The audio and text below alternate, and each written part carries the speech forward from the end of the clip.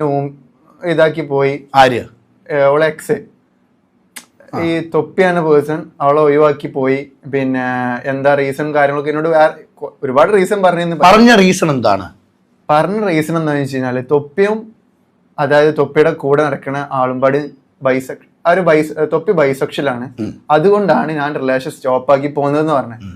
അങ്ങനെ വലിയ സത്യം പുറത്തു വന്നിരിക്കുകയാണ് സുഹൃത്തുക്കളെ. അതെ, MRZ തൊപ്പി ബൈസെക്ഷൽ ആണ്. അതെ, തൊപ്പിക്ക് ആണുങ്ങളും പോകും പെണ്ണുങ്ങളും പോകും. ഇത് പറഞ്ഞത് മറ്റാരുമല്ല, തൊപ്പിയുടെ മുൻ കാമുകിയായിട്ടുള്ള ഫസ്മിന സാക്കിറിന്റെ മുൻ ഭർത്താവായിട്ടുള്ള ലല്ലു ഇബിയാണ്. പുള്ളിക്കാരനാണ് തൊപ്പിയെ കുറിച്ച് ഇങ്ങനെ ഒരു വെളിപ്പെടുത്തൽ നടത്തിയിരിക്കുന്നത്. തൊപ്പിക്ക് അവന്റെ കൂടെ ഉണ്ടായിരുന്ന ഒരു ചെക്കനുമായി ഡിങ്കോൾഫിക്കേഷൻ ഉണ്ടായിരുന്നു പോലും. ഇത് അറിഞ്ഞതോടെയാണ് ഫസ്മിന തൊപ്പിയെ ഒഴിവാക്കി പോകുന്നത്. ലല്ലുവുമായ റിലേഷൻ തുടങ്ങിയ സമയത്ത് ഫസ്മിന തന്നെ ലല്ലുവിനോട് പറഞ്ഞതാണ് പോലും ഇതെല്ലാം. ഈ ലല്ലു ഫസ്മിന വിഷയമാണല്ലോ ഇപ്പൊ കുറച്ചു കാലമായിട്ട് സോഷ്യൽ മീഡിയയിൽ കിടന്ന് കറങ്ങിക്കൊണ്ടിരിക്കുന്നത്. ലല്ലുവിന് സഫയുമായി ബന്ധമുണ്ടെന്നും പറഞ്ഞ് കുറെ തെളിവുകളൊക്കെ കൊണ്ടുവന്ന് വീഡിയോ ചെയ്യലാണ് ഫസ്മിനയുടെ പരിപാടി. അത് മാത്രമല്ല, ലല്ലു ഒരു കാട്ടുകോഴിയാണെന്നും താനുമായി നിക്കാഹ് കഴിഞ്ഞതിന് ശേഷം അവൻ ഒരുപാട് പെണ്ണുങ്ങളുമായി ബന്ധമുണ്ടായിരുന്നു എന്നും ഫസ്മിന കുറെ കാലമായിട്ട് പറയുന്നതാണ്. അങ്ങനെ ഫസ്മിന ലല്ലുവിനെതിരെ നിരന്തരമായ വീഡിയോകൾ ചെയ്യാൻ തുടങ്ങിയതോടെ ലല്ലു എന്താക്കി, ഫസ്മിനക്കുള്ള മറുപടി എന്നാണോ നിരത്തി അങ്ങ് കുറെ ഇന്റർവ്യൂകൾ കൊടുക്കാൻ തുടങ്ങി. കഴിഞ്ഞ കുറച്ച് ദിവസമായിട്ട് പല ചാനലുകളിലാണ് ലല്ലുവിന് ഇന്റർവ്യൂകൾ വന്നുകൊണ്ടിരിക്കുന്നത്. അങ്ങനെ കഴിഞ്ഞ ദിവസം ഒരു ഇന്റർവ്യൂവിൽ വെച്ചാണ് തൊപ്പി ബൈസെക്ഷൽ ആണെന്നുള്ള കാര്യം ലല്ലു വെളിപ്പെടുത്തിയിരിക്കുന്നത്. നമ്മൾ എന്തായാലും ആ ഇന്റർവ്യൂവിന്റെ ചില ഭാഗങ്ങളൊന്നും കണ്ടോക്കാം. നിങ്ങൾ പരിചയപ്പെടുന്നത് എങ്ങനെയാ?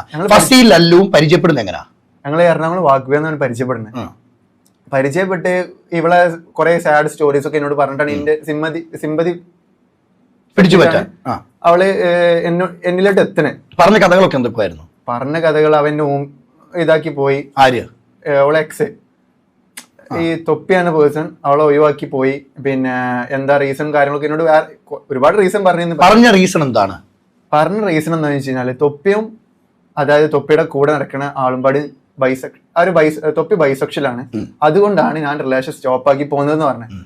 മോനെ, തൊപ്പിന്റെ പിള്ളേർ ഇത് കേൾക്കണ്ട, എല്ലാരും കൂടെ അടിച്ചു കയറി വരും. ബോധം ഇവരില്ലാത്ത പീക്കിരി പിള്ളേരാണ്, താങ്ങൂല നീ. തൊപ്പി ബൈസെക്ഷൽ ആണെന്ന് ഫസ്മിനെ ശരിക്കും ഇവനോട് പറഞ്ഞതാണോ അതോ ഇവൻ കയ്യിൽ നിന്ന് ഇട്ടതാണോ എന്നൊന്നും നമുക്കറിയില്ല. ഇവൻ കയ്യിൽ നിന്ന് ഇട്ടതാണെങ്കിൽ ഇതിനോടകം തന്നെ ഇതിനുള്ള മറുപടിയുമായി ഫസ്മിന വന്നേനെ. പക്ഷേ ലല്ലുവിന്റെ ആരോപണത്തിന് ഫസ്മിന ഇന്നേ വരെ മറുപടി കൊടുത്തിട്ടില്ല എന്നുള്ളതാണ് എന്റെ ഒരു അറിവ്. തെറ്റാണെങ്കിൽ നിങ്ങൾക്ക് തിരുത്തി തരാം. ഇനി ഞാൻ ഈ വീഡിയോ അപ്ലോഡ് ചെയ്യുന്നതിന് മുമ്പായിട്ട് ഫസ്മിന മറുപടി കൊടുക്കുമോ എന്നും എനിക്കറിയില്ല. അങ്ങനെ ഉണ്ടെങ്കിൽ നിങ്ങൾക്ക് അത് കമന്റ് ബോക്സിൽ പരാമർശിക്കാം. ഞാൻ ഈ വീഡിയോ ഷൂട്ട് ചെയ്യുന്ന നിമിഷം വരെയുള്ള കാര്യങ്ങളാണ് പറഞ്ഞത്. എന്തായാലും തുടർന്ന് പറയുന്നത് ബാക്കി കേട്ടോക്കാം. ആളുംപാട് തൊപ്പി ബൈസെക്ഷലാണ്, അതുകൊണ്ടാണ് ഞാൻ റിലേഷൻ സ്റ്റോപ്പ് ആക്കി പോകുന്നതെന്ന് പറഞ്ഞത്.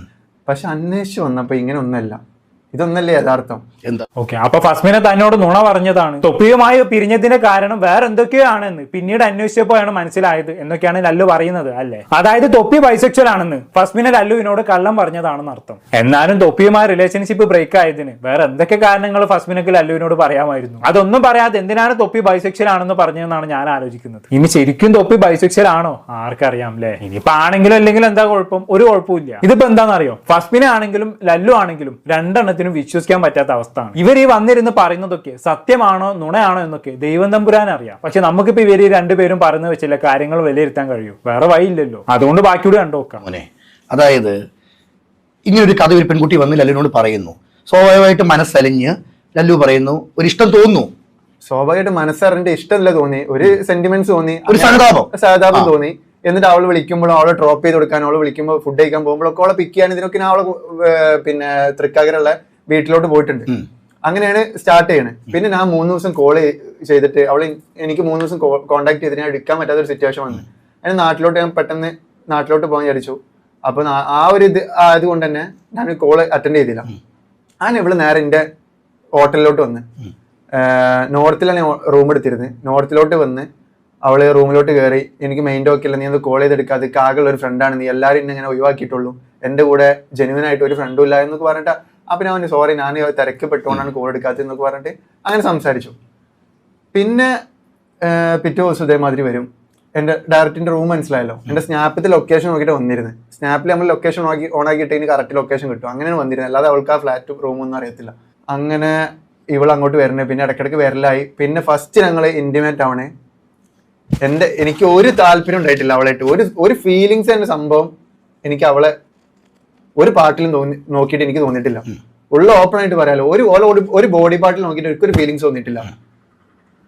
പക്ഷെ അതിലോട്ട് എത്തിപ്പെടുന്നത് എന്താന്ന് വെച്ച് കഴിഞ്ഞാല്, ബ്രോക്ക് അറിയോന്ന് അറിയത്തില്ല, ബാങ് എന്നിട്ടൊരു മിഠായി ഉണ്ട്. ഇവള് ജ്യൂസ് ഓർഡർ ചെയ്തിട്ട് ജ്യൂസിൽ ഈ ബാങ് മിഠായി കലക്കിയിട്ട് ജോയിന്റിന്റെ മിഠായിയാണ്. അത് കലക്കിയിട്ട് എനിക്ക് തന്നിട്ട് ഞാൻ തലക്ക് എനിക്ക് എന്തോ മാതിരിയായിട്ട് അന്നാണ് ഞാൻ ഫസ്റ്റ് ആയിട്ട് ഇവളിട്ട് ഇന്റിമേറ്റ് ആണ്. അല്ല, ഈ ബാഗ് കലക്കി തരുന്ന സമയത്തെ ഇതിങ്ങനെ ഒരു സാധനമാണ്, ഇത് ഫസ്റ്റ് ടൈം ഒന്നും അല്ലല്ലോ, അത് അത്രയ്ക്ക് അറിയാതിരിക്കാൻ ലല്ലു പൊട്ടനായിരുന്നു. എന്റെ പൊന്നു ബ്രോ, ചിക്കു ജ്യൂസ് ഇല്ലേ, ചിക്കു ജ്യൂസിന്റെ ഉള്ളിലാണ് ഈ സംഭവം കലക്കി തരണേ. ഇത് അടിയിലോട്ട് എത്തുമ്പോഴാണ് ഇതിന്റെ ടേസ്റ്റ് മനസ്സിലാവും. അപ്പൊ തന്നെ അതോടെ വെക്കുകയും ചെയ്തിട്ടുണ്ട്. ആഹാ, കൊള്ളാം. നല്ല ഫ്രഷ് കഥ. ഹിന്ദി സീരിയൽ പോലും തോറ്റുപോകും. എന്നാലും പലതരം വശീകരണ കഥകളും കേട്ടിട്ടുണ്ട്. ഈ കഞ്ചാവ് കൊടുത്ത് വശീകരിക്കുക എന്നൊക്കെ പറഞ്ഞാൽ അവതാരകൻ ചോദിച്ചത് തന്നെയാണ് എനിക്കും നിന്നോട് ചോദിക്കാനുള്ളത്. എന്താ മോനെ, നീ പൊട്ടനായിരുന്നോ അവളെങ്ങനെ കലക്കി തരുമ്പോഴേക്കും അങ്ങ് അണ്ണാക്കിലേക്ക് ഒഴിക്കാൻ? അല്ല, വേറൊരു കാര്യം ചോദിച്ചോട്ടെ, നിനക്ക് ഫസ്മിനയോട് യാതൊരുവിധ അട്രാക്ഷനും തോന്നിയിട്ടില്ല എന്നല്ല നീ പറഞ്ഞത്. അവളുടെ ഒരു ബോഡി പാർട്ടിനോട് പോലും യാതൊരുവിധ അട്രാക്ഷനും തോന്നിയിട്ടില്ല എന്നും നീ പറഞ്ഞു. അങ്ങനെയുള്ള നിനക്ക് കുറച്ച് കഞ്ചാവ് അകത്തേക്ക് വന്നപ്പോഴേക്കും അട്രാക്ഷൻ വന്നത് എങ്ങനെയാണ്? അല്ല, അറിയാത്തോണ്ട് ചോദിക്കാണ്. ഇങ്ങനെയാണെങ്കിൽ നല്ല എളുപ്പമാണല്ലോ കാര്യങ്ങൾ. നമ്മൾ പ്രേമിക്കുന്ന ആൾക്ക് തിരിച്ച് നമ്മളോട് പ്രേമമില്ല എങ്കിൽ കുറച്ച് കഞ്ചാവ് അങ്ങ് കലക്കി കൊടുത്താൽ മതിയല്ലോ. പ്രേമം മാത്രമല്ല, സകല കാര്യങ്ങളും നടക്കല്ലോ. എന്താ മോഞ്ഞ്, പറയുമ്പോ കുറച്ച് ലോജിക്കുള്ള കാര്യങ്ങൾ വല്ലതും പറ. കഞ്ചാവ് കുടിച്ചപ്പോ ഫസ്മിനയെ ഐശ്വര്യറായി തോന്നിയ നിനക്ക്? അല്ല, അതുവരെ ഇല്ലാത്തൊരു അട്രാക്ഷൻ എങ്ങനെയാണ് നിനക്ക് പെട്ടെന്ന് വന്നത്? കഞ്ചാവ് അടിച്ച് കിറിയെന്നൊക്കെ കേട്ടിക്കണ്, പക്ഷെ കഞ്ചാവ് അടിച്ച് സാമാനം കമ്പിയായിരുന്നു ആദ്യമായിട്ട് കേൾക്കാണ്. ഈ സാധനം കൊള്ളാലോ, ഇല്ലീഗൽ ആയി പോയി, ഇല്ലെങ്കിൽ ഒന്ന് കുറച്ച് അടിച്ചു നോക്കിയിരുന്നു. ഞാൻ വെറുതെ പറഞ്ഞാണ് കേട്ടോ, നമുക്ക് അങ്ങനത്തെ യാതൊരു കമ്പവും ഇല്ല. ആവശ്യമുള്ള സമയത്തൊക്കെ കമ്പി ആവുന്നുണ്ട്, അത് മതി. എനിക്കറിയാവുന്നവരോട് ഞാൻ പണ്ടേ പറഞ്ഞതാണ്, narcotics is A dirty business. അതുകൊണ്ട് അത് ഇവിടെ വേണ്ട. ലല്ലുവിന്റെ വർത്താനം കേട്ട് ഇനി എല്ലാരും കൂടി അട്രാക്ഷൻ കൂടാൻ വേണ്ടി കഞ്ചാവ് കലക്കി കുടിക്കാൻ നിൽക്കണ്ട. ഇവനെന്തോ ബോധവും ഇവരില്ലാത്ത ഓരോ കഥയും കൊണ്ട് വന്നേക്കുവാണ്. ഫസ്മിനയോട് എനിക്ക് യാതൊരു വിധ ഫീലിംഗ്സും ഉണ്ടായിരുന്നില്ല. എന്നെ കൊണ്ട് സെക്സ് ചെയ്യിപ്പിച്ച് അവളെ എന്നെ പെടുത്തിയതാണ്. അങ്ങനെ വേറെ നിവർത്തിയില്ലാതെ എനിക്ക് അവളെ നിക്കാഹ് ചെയ്യേണ്ടി വന്നതാണ് എന്ന് ഇവന് തെളിയിക്കണം. അതിനു വേണ്ടിയുള്ള ഓരോ കഥകളാണ് ഇതെല്ലാം. എന്തായാലും ബാക്കിയുടെ കേട്ടോക്കാം. ഒരു 1 വീക്ക് കൂടെ നിന്നതിന്റെ ശേഷം ഞാൻ പിന്നെ പോകാനുള്ള തീരുമാനമായപ്പോ ഇവള് പ്രഗ്നന്റ് ആന്ന് പറഞ്ഞിട്ട് വീഡിയോ ചെയ്യുന്നു.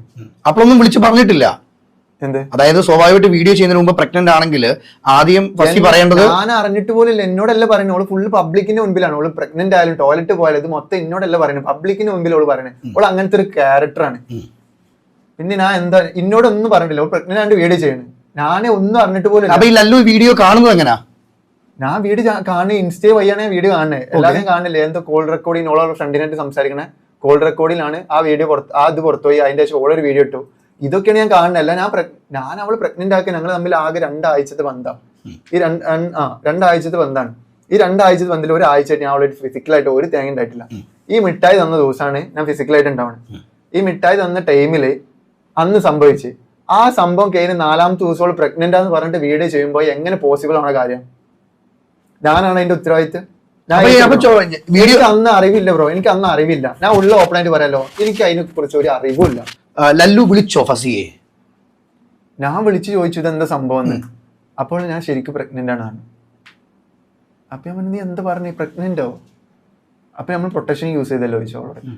ഓപ്പൺ ആയിട്ട് പറയാലോ. ഇനി ഓഹോ, അങ്ങനെ വരട്ടെ. അപ്പൊ സെക്സ് ചെയ്യുന്ന സമയത്ത് പ്രൊട്ടക്ഷൻ ഒക്കെ ഉപയോഗിച്ചിരുന്നു അല്ലേ? Very good. പക്ഷെ ചെറിയൊരു പ്രശ്നം ഉണ്ടല്ലോ മോനെ, നീ തന്നെയല്ലേ നേരത്തെ പറഞ്ഞത് അവളോട് യാതൊരു വിധ അട്രാക്ഷനും തോന്നിയിരുന്നില്ല, അവൾ കഞ്ചാവ് കലക്കി തന്നപ്പോ അറിയാതെ സെക്സ് ചെയ്ത് പോയതാണ് എന്ന്. അപ്പൊ അന്ന് പ്രീ പ്ലാൻഡ് ആയിട്ടല്ല സെക്സ് നടന്നത് എന്നർത്ഥം. പക്ഷെ എവിടുന്നാണ് നിനക്ക് പ്രൊട്ടക്ഷൻ കിട്ടിയത്? കഞ്ചാവ് അടിച്ച് കിറങ്ങിയിരുന്ന സമയത്ത് കോണ്ടം വാങ്ങി കൊണ്ടുവരാനുള്ള ബോധം നിനക്കുണ്ടായിരുന്നോ? അതോ നീ ഫുൾ ടൈം കോണ്ടം പോക്കറ്റിൽ ഇട്ടാണോ നടക്കുന്നത്? അല്ല, ഇവന് കുറെ പെൺകുട്ടികളുമായി ബന്ധമുണ്ട് എന്നാണല്ലോ പറഞ്ഞു കേൾക്കുന്നത്. എപ്പോഴും ആവശ്യം വരാന്ന് അറിയില്ലല്ലോ. സോ ഇവൻ കോണ്ടം പോക്കറ്റിൽ ഇട്ട് നടന്നാലും അത്ഭുതമൊന്നുമില്ല. എന്താ മോനെ, നീ പറയുന്നത് തമ്മിൽ അങ്ങോട്ട് യാതൊരു ബന്ധവും ഇല്ലല്ലോ. ഇനിയിപ്പോ ഫസ്മിന് ഇതെല്ലാം പ്രീ പ്ലാൻഡ് ആയി ചെയ്തിരുന്നു, അവൾ തന്നെ കോണ്ടം വാങ്ങി വെച്ച് അവൾ തന്നെ ഇട്ട് തന്നെ കൊണ്ട് സെക്സ് ചെയ്യിപ്പിച്ചതാണെന്ന് കൂടി നിങ്ങൾ പറഞ്ഞേക്ക്. ഇനിയിപ്പോ അതിനും കൂടി കുറവേ ഉള്ളൂ. അല്ല, വേറൊരു കാര്യം ചോദിക്കട്ടെ, ഈ പ്രൊട്ടക്ഷൻ ഇട്ട് സെക്സ് ചെയ്തിട്ടും കുറച്ച് ദിവസം കഴിഞ്ഞ് ഫസ്മിനെ വന്ന് പ്രഗ്നന്റ് ആണെന്ന് പറഞ്ഞപ്പോഴേക്കും നീ അതങ്ങ് വിശ്വസിച്ചു. നീ ഭൂലോക പൊട്ടനാണെന്ന് പിന്നെയും തെളിയിക്കാണല്ലോ മോനെ. എന്നിട്ട് അത് വിശ്വസിച്ച് നീ അവളെ നിക്കാഹ് വരെ ചെയ്തു. ഇതൊക്കെ കേട്ട് ഞങ്ങൾ വിശ്വസിക്കണമെന്നാണ് നീ പറയുന്നത്? സംഭവം ഫസ്മിനെ ഉടായ്പാണ്. പക്ഷെ നിന്റെ സംസാരം കേൾക്കുമ്പോൾ നീ അവളെക്കാളും വലിയ ഉടായ്പാണെന്നാണ് മനസ്സിലാക്കാൻ കഴിയുന്നത്.